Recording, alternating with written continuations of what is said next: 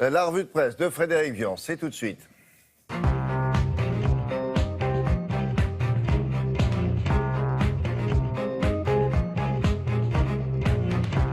Allons-y, qu'est-ce que vous avez vu en première page? Alors, avant de commencer les nouvelles du jour, mais c'est une première page, je vous signale que beaucoup de journaux publient ce matin des biographies de Shimon Peres, avec souvent beaucoup de photos. Vous voyez ici donc la première page de Libé, et la photo centrale dans Libération, c'est quand il serre la main de Yasser Arafat sous les yeux de Bill Clinton et Isaac Rabin, fameuse photo à la Maison-Blanche en 93. Et vous voyez aussi à droite des photos plus anciennes, Shimon Peres avec Ariel Sharon pendant la guerre du Kippour, c'est celle à droite en bas, ou bien dans le journal La Croix, en haut à droite, Shimon Peres accompagné de David Ben Gourion, l'un des fondateurs de l'État israélien, en 48, dossier très détaillé donc dans Libération, La Croix, il y en a aussi un dans le Figaro.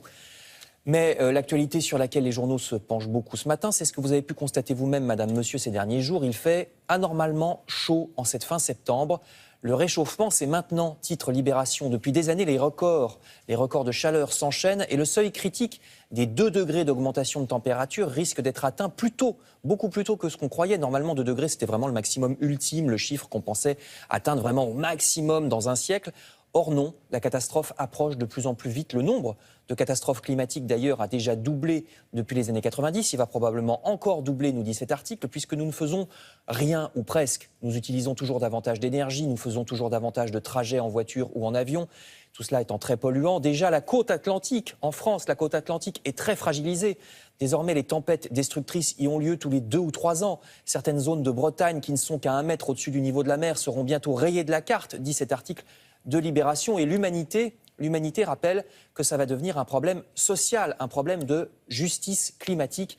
Car lorsque surviennent les catastrophes comme les inondations qu'on voit sur cette photo, les gens qui ne gagnent pas très bien leur vie et qui sont mal assurés, par exemple, peuvent être très facilement ruinés dans leur vie. En plus, quand on est pauvre, on n'a souvent pas le choix parce qu'on a un logement mal isolé, donc on pollue plus que les autres par le chauffage. On a une vieille voiture polluante, on va chercher du travail à plusieurs dizaines de kilomètres, donc on est obligé de polluer pour s'y rendre, souligne l'humanité, etc., etc. Ça devient un problème social. Et à propos de la voiture, justement, vous savez, on l'a vu tout à l'heure, que le salon de l'automobile ouvre ce week-end à Paris. Eh bien, l'une des grandes tendances, nous dit le journal Les Échos, c'est, je cite, les gros SUV, des voitures de plus en plus grosses. Vous savez, les SUV, c'est ces 4x4 monospace, comme la Peugeot 5008 que vous voyez ici. Il y a aussi des énormes Audi, des gros Land Rover. Sans doute avez-vous remarqué que nous avons des voitures de plus en plus énormes, comme si on avait besoin d'un char d'assaut pour aller faire les courses.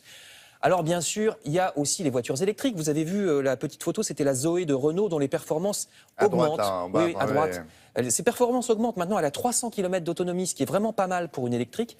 Hélas, la voiture électrique représente toujours un marché assez minuscule. Nous préférons apparemment faire vroom avec des moteurs au pétrole. Toujours sur ce sujet, le Parisien aujourd'hui en France nous apprend, alors ça ne va pas faire plaisir à tout le monde, à partir de l'an prochain, la région Île-de-France aura le droit d'augmenter les taxes sur l'essence dans toutes les pompes à essence franciliennes. Il y aura une taxe régionale en plus. C'est nouveau, hein, ça servira à financer les transports en commun.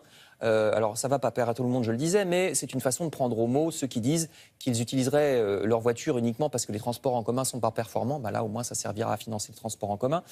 La région ne fait pas que ça, hein, elle compte aussi développer les parkings, vous voyez, près des gares en Île-de-France, toujours dans le même ordre d'idées, pour prendre le train plutôt que la voiture. Enfin, sachez, nous dit le Parisien, toujours dans ce domaine de la lutte contre le réchauffement, sachez que si vous êtes une famille qui gagne moins de 29 000 € par an, eh ben, vous avez droit à des ampoules basse consommation gratuites. C'est la loi, personne ne le sait, eh oui. Je vous renvoie au journal Le Parisien, il vous indique la marche à suivre. Donc si vous gagnez moins d'une certaine somme, vous photocopiez votre avis d'imposition et on vous envoie des ampoules basse consommation gratuites. Vous envoyez ça à qui? Il y a des adresses, justement, il vous donne, il faut acheter Le Parisien, il vous explique tout ça. D'accord. Voilà, c'est une bonne nouvelle. Merci beaucoup. Dans la série, on arrête.